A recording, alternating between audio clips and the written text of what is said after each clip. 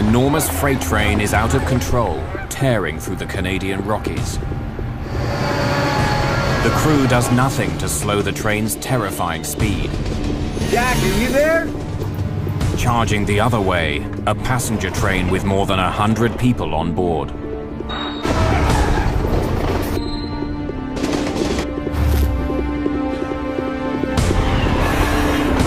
Front end, Jack, come in. Oh my God. Mayday, mayday! We're doing 90 miles an hour! Out of control! Take a life jacket! Where's the Coast Guard? Don't let go!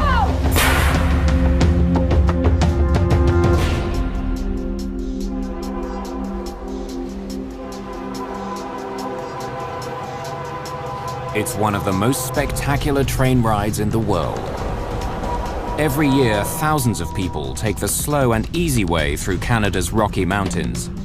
Avoiding traffic, they take the train and leave the driving to somebody else. In late winter 1986, a gentle trip through the Rockies will end tragically.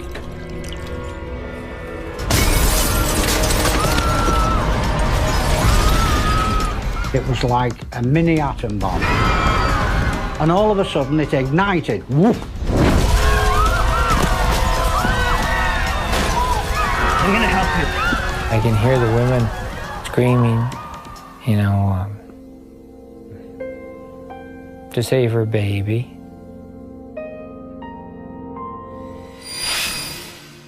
An investigation makes shocking discoveries about the Canadian railroad industry.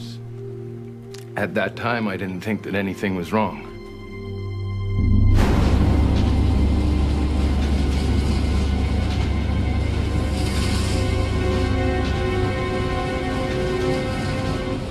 February the 8th, 1986. Spectacular northern lights dance across the sky over Edson, Alberta in Western Canada.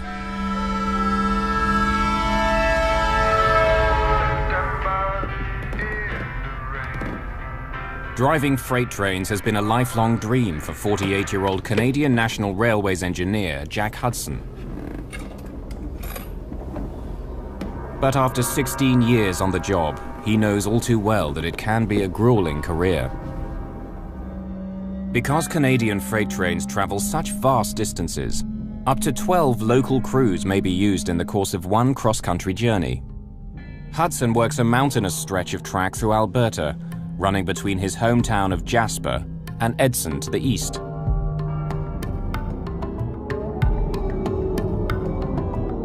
Like many trainmen, Hudson works a regular beat, driving over the same stretch of track, then turning around again with another train, day after day.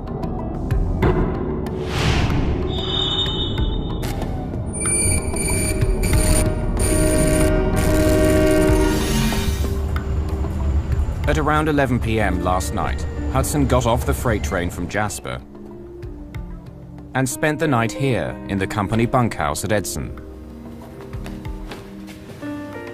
Now he's up again after just 3.5 hours of sleep, ready to return to Jasper.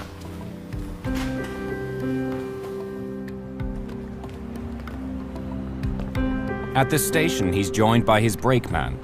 Like Hudson, 25-year-old Mark Edwards lives in Jasper. And like Hudson, he hasn't slept very much. Did you get some rest? Not much. Got a touch of the flu. Could use a full night's sleep. Hudson and Edwards will ride up front in the first engine. Hudson drives the train, while Edwards keeps an eye on the brakes and pitches in if Hudson needs any help. Known to his fellow railmen as Smitty, 33-year-old Wayne Smith is Hudson's conductor. He's the last of the three-man crew in charge of the freight train this morning. Smitty? Smith rides in the caboose, the last car in the train. He acts as an extra set of eyes, making sure the men in the front end know what's going on behind them. The three men are long-time employees of Canadian National, or CN, Rail. And all of them have been up and down this length of track countless times before.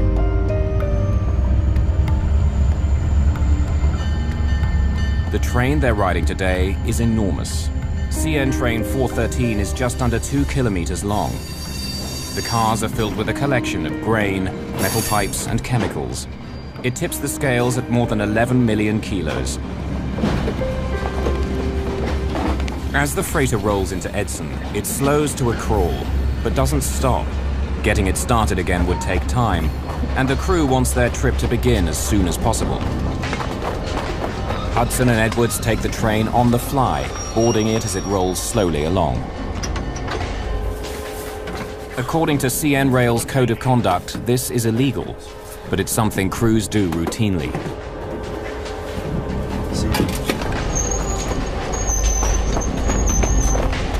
With the caboose still nearly 2 kilometers away, Smith stands by the track to inspect the cargo as it crawls by. He makes sure there's nothing obviously wrong with the freight or the cars carrying it. All set, Jack. Clear signal leaving Edson. Clear signal leaving Edson. Another part of Smith's job is to stay in touch with the front end of the train. He's supposed to make sure they're alert throughout the journey.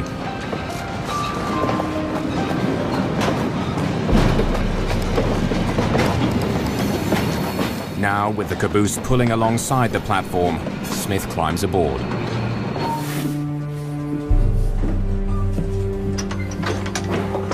Okay, he's got the brakes off. You're good to go. See you later. At 6:40 a.m., Hudson pushes the throttle. The freight train picks up speed as its 8,000 horsepower diesel engines open up. The CN freight train begins the long haul west to Jasper. The men are going home. Dispatcher to 413. Good morning, dispatcher. Good morning, Jack. But Hudson isn't sure exactly how long his train is, or precisely what he's carrying. Dispatcher at Medicine Lodge here. I haven't had a chance yet. Oh, that's, you got pretty well grain cars, eh? Yeah, I think so. Yeah. This should be the right length then. Okay, thanks.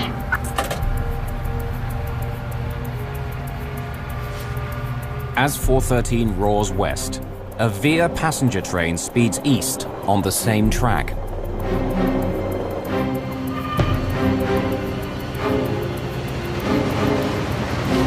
Via Rail's supercontinental passenger train number 4 is cruising toward Edmonton, Alberta. More than 100 passengers are enjoying the spectacular scenery as it cruises through the rugged Canadian Rockies.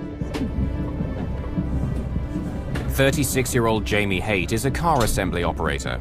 He's headed home to Ontario after a 2-week visit to his family in Vancouver. It's a very, very small community that you're in close proximity with a lot of people very, very suddenly. And so there's a lot of people we got to meet and got to interact with.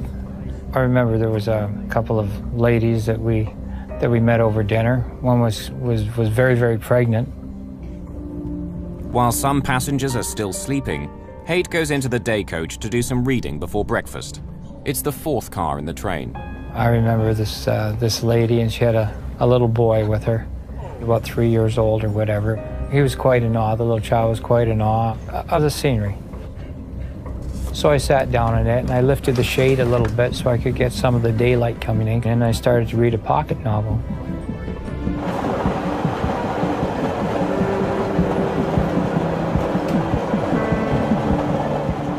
Several cars behind Haight is 61-year-old assistant conductor Herbert Timpey. An old hand on the Canadian passenger line, he's been riding this piece of track for 7 years. I had to be the assistant conductor and look after the passengers on that train. Next stop, Hinton. The passenger train is pulling into Hinton. The freight train is just about to reach Hargwin Station, 20 kilometers east. Here, the rail line briefly splits into 2, so trains can pass each other. 413 will take the upper track, while the passenger train passes below it. As Hudson approaches the split in the tracks, traffic signal lights tell him to slow down. Smitty, we've got an approach limited signal at Hargwin. Next station, Dalehurst, over. Head end to 413, approach limited at Hargwin. Next station, Dalehurst. Out. These are the last words these men will ever exchange. The dispatcher in Edmonton sets a switch, and 413 is forced onto the upper track.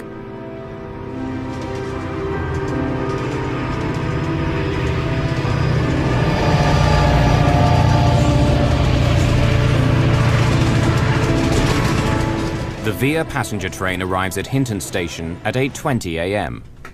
On board, 64-year-old Martin Pedersen settles down to breakfast in the downstairs lounge of the Dome car. He's feeling rested after a good night's sleep. A former World War II fighter pilot, Pedersen has a lot of experience with locomotives.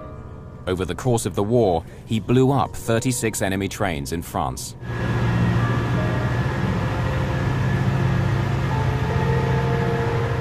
The night before, Pedersen swapped war stories with another veteran he met on board. 61-year-old Kenneth Cuttle is a former Royal Marine. It was February. I was going to Edmonton to look for another job. Like Pedersen, Cuttle also fought behind enemy lines in World War II. Cuttle and Pedersen are survivors. Let's go upstairs to the Dome car, have a look around, see what's happening. The train was pretty comfortable, you know, not many people on board. I said, let's go up to the Dome car because it was just coming light and we see lots of things which you might not get another chance to see. We were in the foothills of the Rocky Mountains. There are now 115 people on board. But the train will never make it to Edmonton, and the passengers and crew enjoying the early morning trip will soon be fighting for their lives.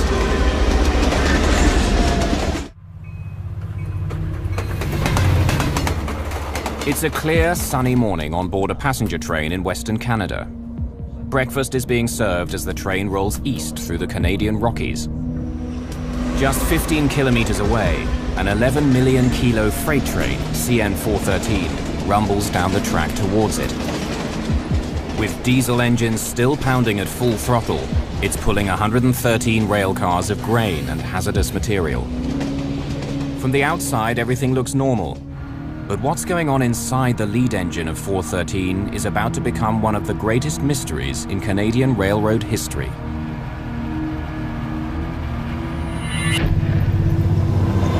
Freight trains and passenger trains often travel on the same track. For short sections, the track splits, so trains heading in opposite directions can pass safely. Today, 413 is on the upper branch. Signals tell the freight train to slow, then stop completely. The signals will only turn green again once the passenger train has passed safely by below. Then the freight train can rejoin the main line.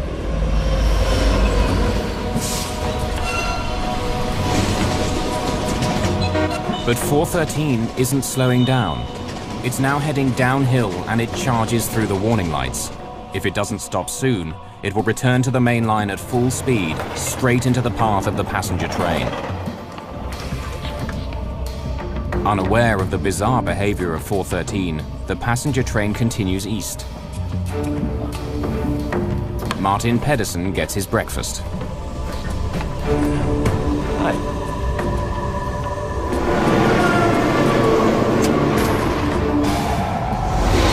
Up ahead, the freighter thunders through the last set of light signals, ignoring 3 red lights that command it to stop.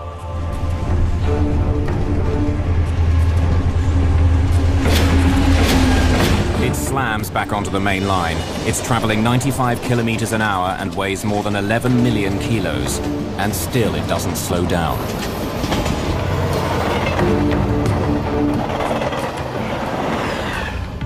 Herbert Timpey sits to relax. Ken Cuttle has a clear view of the railway ahead. I'd got in conversation with an English guy, and he had his back to the front, and I was looking over his shoulder forward the way the train was going. There was a flickering light in the distance. And not knowing the track layout, I thought, oh, there must be another line, and if it's another train, it's going to go past us, you know?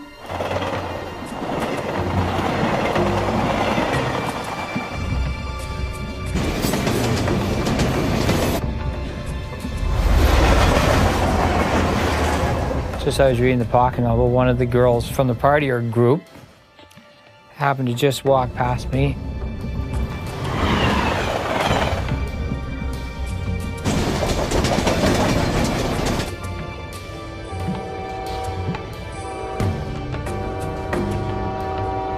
Oh my God! Oh my God! And then, boom.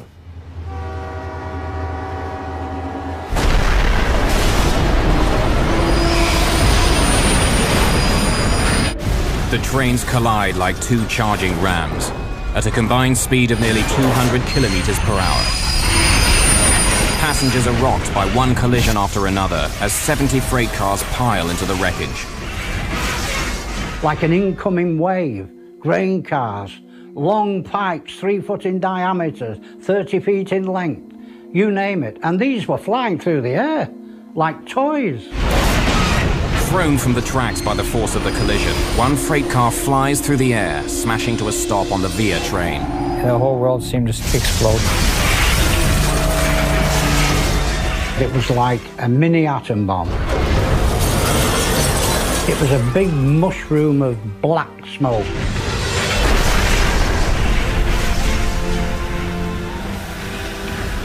Then, everything was dark. They could no longer breathe because everything was filled with smoke.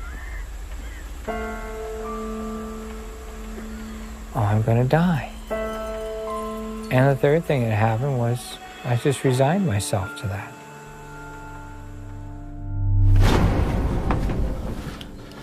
I've been working about 37 years and on the railroad, and I never seen anything so bad.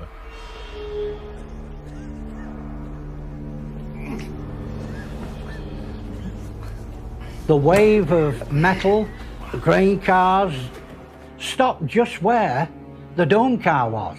If it had gone another 30 feet, it would have covered us as well. In the same car, one deck below, Martin Pedersen struggles to escape. But he can barely see what's happening in front of him.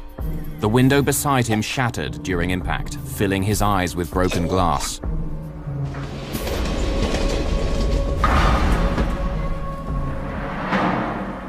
Almost 2 kilometers behind the engine, the caboose of train 413 finally lurches to a stop.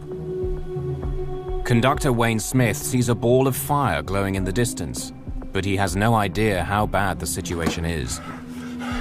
Front end 413. I think we're in the bush or we're derailed. There is a big explosion up here, and we have chemicals on the train, so stay away from it. Stay away from the dangerous goods. But all Smith gets in reply is an ominous silence. Passengers continue to struggle to escape the mangled wreck of their train as the smoke thickens. I was trained well in the Royal Marines to survive and to act spontaneously. There was a window at the back of the dome car and it was all cracked, and I just jumped up on the seat, smashed my head through the glass roof and shouted, "Come on, let's get out."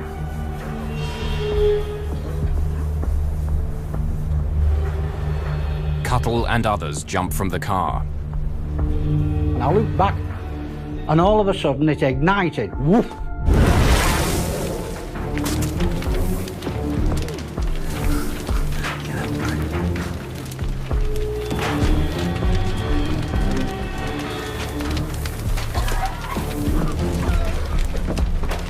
Down below in the lounge car, Martin Pedersen also manages to escape.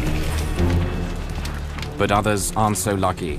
Many are still trapped in the burning cars, including passenger Jamie Haight. The roof of the coach had been crunched down. I mean, I'd lost my glasses. I couldn't see, I couldn't breathe. And here it was the porter that had been behind the snack bar, had opened up this exit way, and he had vamoosed out through it, and I took off out behind it too.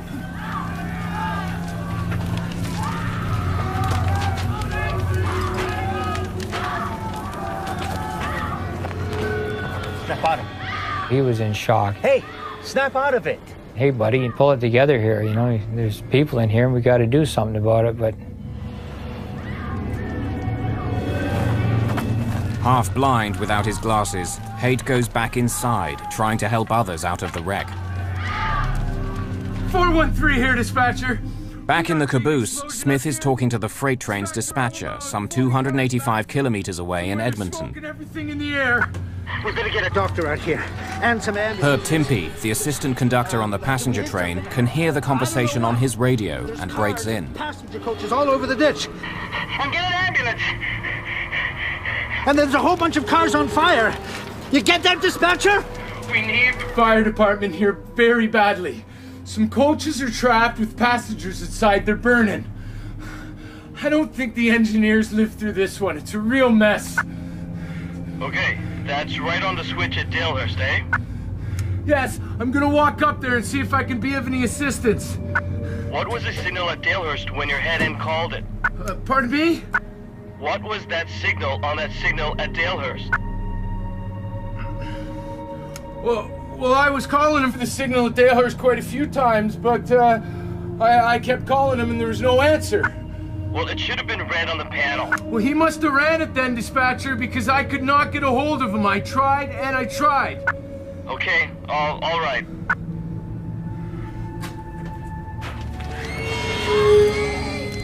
Back at the head of the passenger train, Jamie Haight tries to save who he can. Are you okay? I'm gonna help you. Haight can hear the screams of men and women trapped in the flames.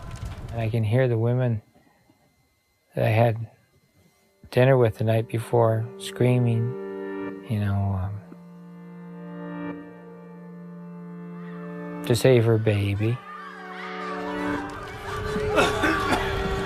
Haight was not able to save the mother and her child. They're out of reach under debris. That was difficult. People who were trapped and couldn't get out, screaming like you've never heard. One guy knew that his wife was trapped and he went back in and died with her.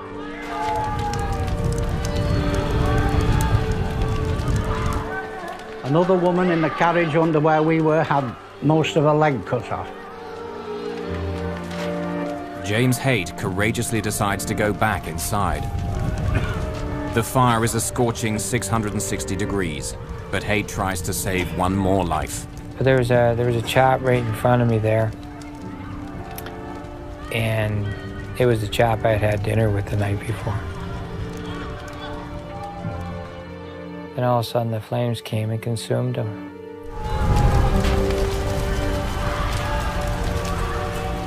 He just sat up and rubbed his head, and because there's nothing more we could do it for him. Anybody in front of me in that coach was dead. For whatever the reasons, it wasn't my time to go then, for whatever the reasons. Wayne Smith is devastated. He can't reach his two friends at the front of the freight train, and he can't understand what happened to cause such an enormous disaster.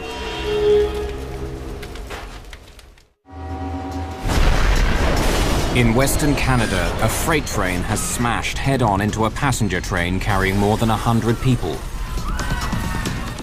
In the minutes after the collision, survivors are dragging themselves from the burning wreckage, while others are still trapped inside.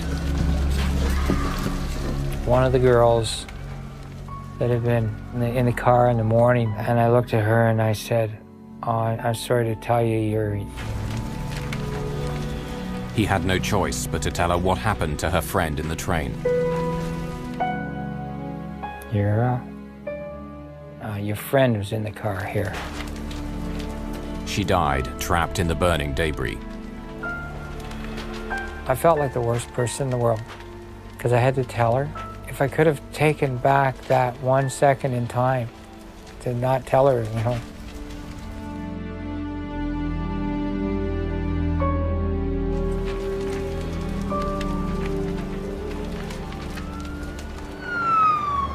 Royal Canadian Mounted Police Constable Mark Linnell is one of the first to arrive on the scene. I was told there was a train derailment, not a train crash. I mean, there's a double whammy. The RCMP officer came. He could hardly speak. His mouth dropped open and he said, "I can't believe what I'm witnessing." It's a horrifying scene. Pictures taken shortly after the crash show utter devastation. I mean, I was just flabbergasted. I just couldn't believe it. And instant. That's quite the thing to see.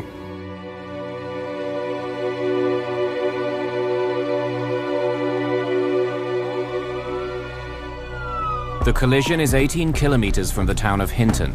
It takes emergency crews some 45 minutes to get there. I was in the Marines in England for 14 years, and I'd seen a lot of disasters, man-made disasters, terrorist bombs. And I thought I'd seen it all. There was a lot of blunt force trauma, of course, flying glass, burns. And then I saw what appeared to be two bodies in the restaurant car hugging each other. So we found out later that was a man and wife. And this was one heck of a shock. As Linnell is escorting survivors away from the site, he sees a lone man with a radio coming down the track. How's the front end doing? What's your name?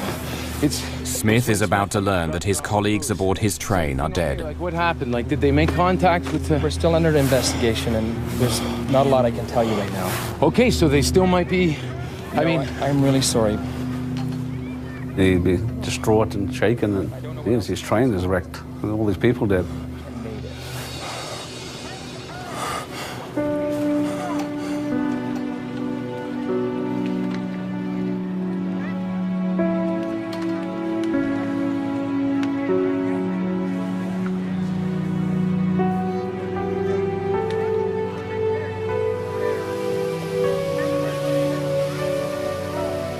The Hinton train disaster is the worst railway accident to strike Canada in 35 years. More than $30 million in property are destroyed. 23 people are dead, and 71 others are severely injured.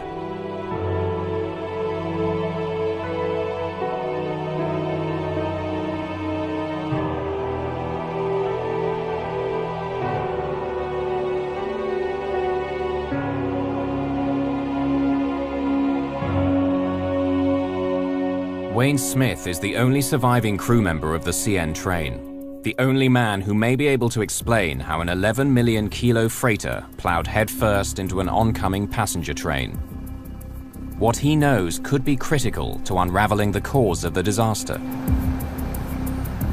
2 days after the collision, the Alberta government establishes an official commission of inquiry, and the Honourable Mr. Justice Rene P. Foisy leads the investigation. Judge Foisy is a justice of the Alberta Court of Appeal. It was reasonably simple. I mean, what caused the accident? But it turned out to be a lot more complicated than that because there were no easy answers as to what caused the accident. Freight and passenger trains routinely use the same tracks without incident. What was different this time? Over the next 11 months, Foisy calls on 150 witnesses and specialists to help him find out. I think what has most surprised me is the complex procedures, the equipment, the overall complexity that we have to look at in running a railroad and what goes on in running a railroad. While Conductor Smith recovers from the accident, Foisy gets to work. He begins by studying the signals that should have told the freight train to stop. If they weren't working, the crew on 413 may not have thought they needed to slow down. CN did a very in-depth test on the signal system, and it was determined that it was performing properly. We went further. We hired our own independent experts to test the system.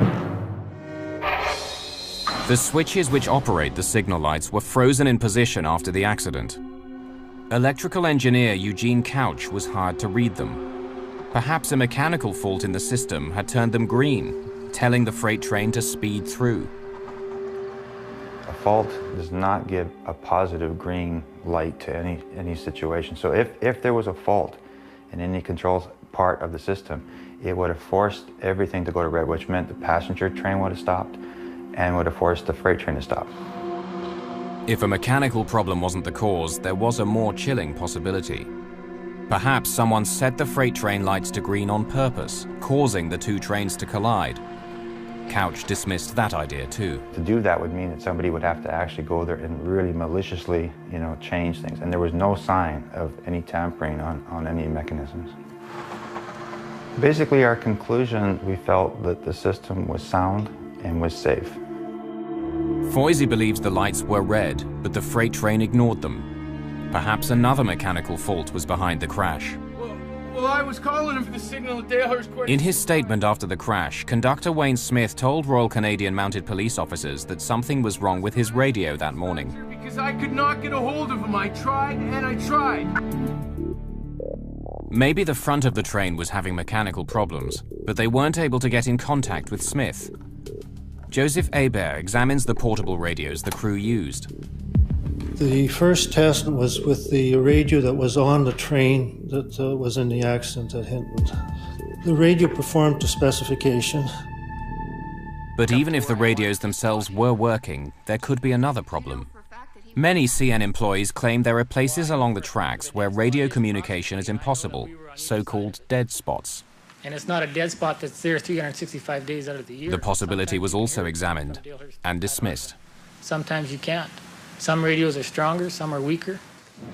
The second test done as far as communications between the locomotive and the caboose was done with the same type of radio as was used at the time the accident took place. The field test with that type of radio had satisfactory performance. The evidence was pretty clear, and we concluded that there were no dead spots. One other possible explanation is examined. Natural phenomena, like the Northern Lights, can also affect radio performance. We got to measure a medicine line. Northern Lights can build up very high currents in communications lines. Anything even hooked up to a radio could pick it up.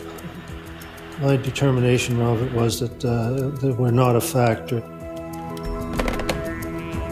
If the signals were red and the radios were working, why had the train crashed? Foisey examines an ingenious piece of technology, the hotbox detector. Sitting beside the track, hotboxes monitor the temperature of a train's wheels and axles. They also record the speed of trains as they roar by. When Foisey and his advisors examine the hotbox data, they make a telling discovery. When the front of the freight train passed the hotbox detector just after Hargwin, it was traveling a little over 60 kilometers an hour. But by the time the caboose passed it, the train was going more than 74 kilometers an hour. Despite the signals telling it to slow down, the train was speeding up. For the last 5 miles, we were able to determine that the freight train was going at least 59 miles an hour, perhaps as high as 60 or 61. There were no brake applications before the crash as well. The crew let the train travel too fast. They did not heed signals to stop, and they never applied the brakes.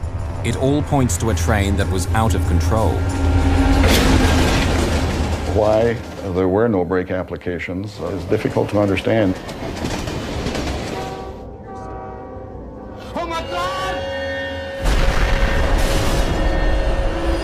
With mechanical problems ruled out, Foisey begins to examine the crew of the freight train.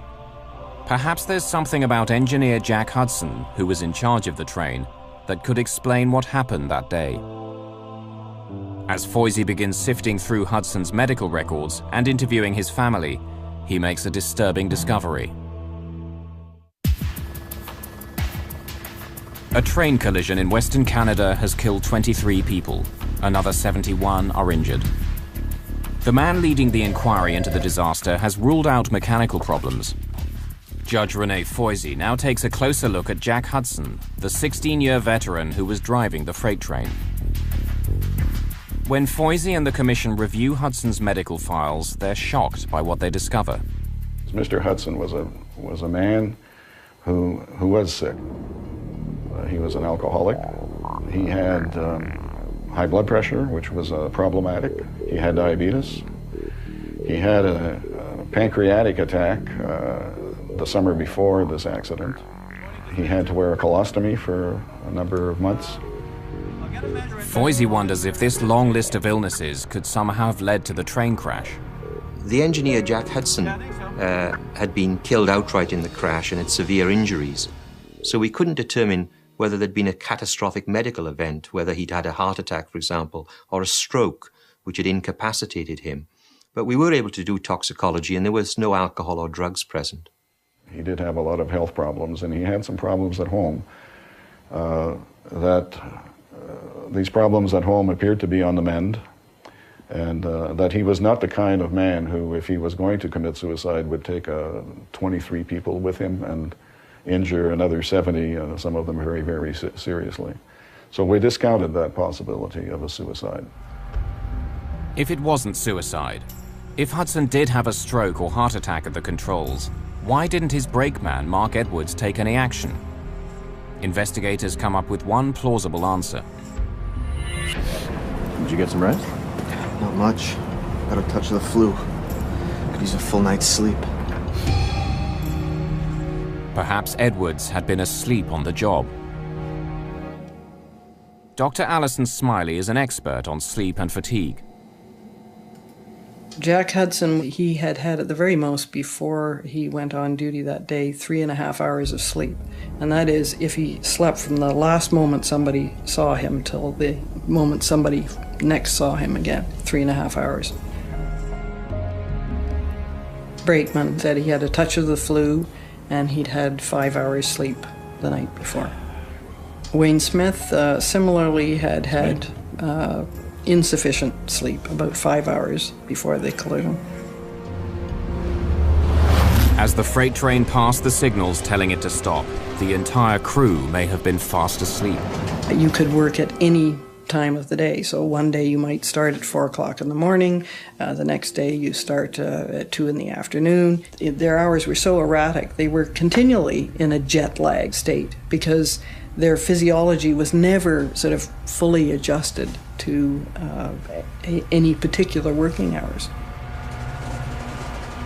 When it comes to staying alert, train engineers face many challenges, including long rides up and down the same stretch of track. The tracks going by one after the other, it's a very soporific situation to work in, and easy to see how somebody, no matter how motivated, could fall asleep. At the time, trains were equipped with safety devices that would automatically stop a train if the engine man died or fell asleep, the so-called dead man's pedal. Basically, the engineer is supposed to keep his foot on the pedal, and while his foot is on the pedal, the train won't stop. If that pedal isn't depressed, then it will, after a number of seconds, give a warning, which is quite audible. And if nothing happens, then it will stop the train. But Foisey discovers that for many trainmen, disabling the dead man's pedal is standard practice. One of the excuses that was given by the engineers is that to go long distances, having to keep your foot on that pedal was very uncomfortable. And so that they would sometimes put something on the pedal, a lunchbox or something heavy enough to keep it depressed so that they could stretch their legs. Unfortunately, what was happening, this pedal was being depressed for long, long periods of time. But even if Edwards and Hudson had fallen asleep at the front of the train, and the dead man's pedal was rigged, conductor Wayne Smith at the back could still have prevented the disaster. Almost 2 months into the Foisey inquiry, Smith takes the stand. Doctors had kept him from testifying earlier, saying he was too traumatized by the accident. Now, for the first time, investigators will hear Smith reconstruct events on board his train in the moments leading up to the disaster. I was sitting looking out the back of the train from my desk when we passed mile board 169. That's the landmark that I used to initiate a call to the engineer to ask for the display at the Dalehurst approach signal. Head end to 413. What indication do you have at the Dalehurst approach signal 1703? Over. The front end of the train is supposed to respond, letting Smith know that they've seen the signal lights telling them to slow down. Head of 413. Can you hear me? Over. I probably called him 3 or 4 times. I didn't get a response on my gray radio. There was something wrong with it. What's the indication at signal 1703? Over. It's a surprising piece of testimony. Foisey already knows the radios were working fine. When Smith is asked how fast he thought the train was going before the collision, Foisey gets another surprise. I felt the front end give a light brake application on the caboose. Coming around the curve, I felt we were doing a track speed of about 50 miles an hour or less. But according to the hotbox detectors, the train was traveling almost 16 kilometers an hour over track speed, and there was never any application of the brakes. I went to my red radio, and I tried to get a hold of him on it. Jack, how's the Dalehurst approach signal 1703? I was calling him on channel 1 3 or 4 times, and there was no answer, so I tried to get a hold of him on different channels. But once again, Smith's testimony doesn't add up. Foisey has heard from other trainmen who were monitoring their radios in the area that day. No one heard Smith call. Smith says he was still trying to contact Hudson when the end of the train raced past signals telling it to slow down. Jack! As an experienced trainman, Smith knows that the next set of lights will likely be a triple red, telling the train to stop. He was getting no answer, and the train wasn't slowing down. An emergency brake cord was in easy reach, but Smith never pulled it. Jack, are you there? With Hudson mysteriously silent, Smith says he does nothing, but continue to call the front end. Front end, Jack, come in. Why, in the circumstances that you've described, did you not pull the brake? I felt the engineer had the train under control. I felt he, in fact, was doing what was necessary to control the train at that point. I never felt at any point in time that I should pull the emergency brake. At that time, I didn't think that anything was wrong. That's the point I make, Mr. Smith, that when there's a problem with the radio, you've been trained over the years to observe the signals. And it would have been the last thing I would have done. He didn't pull the brake, he didn't pull the air because he felt that it hadn't reached that point. Basically, that was his evidence, and I had a lot of difficulty with that because if that point hadn't been reached, when was it going to be reached, if ever? Smith's contradictory testimony is complete. Judge Foisey is now ready to close his case and lay the blame on those responsible for the disaster.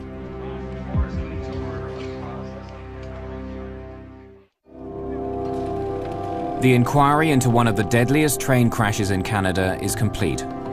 23 people were killed when a freight train crashed head-on into a passenger train near Hinton, Alberta. Chief Investigator Renee Foisey has explored every angle, from technical malfunction to human error. He's now ready to deliver his report on what went wrong that day. In his 205-page report, Foisey parcels out the blame, naming all the key offenders. Foisey writes that the train's engineer, Jack Hudson, failed to observe and obey light signals, commanding him to stop his train before it entered the single track. If Hudson was unable to do his job, brakeman Mark Edwards failed to intervene. He also ignored the light signals and didn't brake the train before it entered the single track. Conductor Wayne Smith was guilty too. He had failed to follow operating rules and pull the emergency brake when he couldn't contact the 2 men at the front of the train. In a statement to police, he had even suggested that he thought they were sleeping. Said that my head end was asleep. Do you recall making that response, sir? Yes, I do. With so many contradictions in his testimony, Foisey rules that the conductor's evidence is unreliable. I wasn't sure what had happened, and I went to my back desk. I jumped on from the cupola and ran for. It seemed like we were just keeping going. There was no immediate stopping. The caboose kept sliding. Instead, Foisey emphasizes that Smith, like Edwards and Hudson, was dangerously tired that morning. I just wanted to get home, actually, at the time. But the crew aren't the only ones Foisey blames for the accident. According to the Foisey report, Jack Hudson may well have had a stroke or heart attack before the collision. But CN management had known about Hudson's medical record for years. He managed to accumulate, I think it was 40 or 50 demerits, and at 60, you're fired. But after he got to that level, there were some other infractions which weren't recorded. Foisey also calls attention to the rules that were routinely ignored, such as rigging the dead man's pedal and taking the train on the fly. The conclusion we came to is that there was a lot to be desired on the part of CN, and that, yes, there was certainly some laxness and some complacency when it came to these areas. I'll get a measure at Medicine Lodge here. I haven't had a chance yet. Oh, that's, you got pretty well grain cars, eh? Yeah, I think so. There is a lesson to be learned here. It's that when you have rules, you obey the rules and you enforce the rules. If it becomes too much of a fraternity and of a buddy-buddy system, it gets lax. And problems occur, and this tragedy was one of them. Foisey demands that CN improve its safety equipment, recommending that all trains be equipped with reset safety control technology. These systems are much more complicated than a dead man's pedal. If constant attention is not paid to the train, alarms sound and the train eventually shuts down. It's equipment which has proved valuable several times since the disaster. There was a study done with CN 10 years after this accident. They found something like 90% of the train engineers saying that they had been woken by the alerting device at least once. In response to Foisey's report, CN Rail creates one of the most sophisticated fatigue countermeasures programs in the world. Trainmen are no longer on call 7 days a week, 24 hours a day. Napping is no longer frowned upon. Rest houses have been created and improved, and locomotive cabs made more comfortable.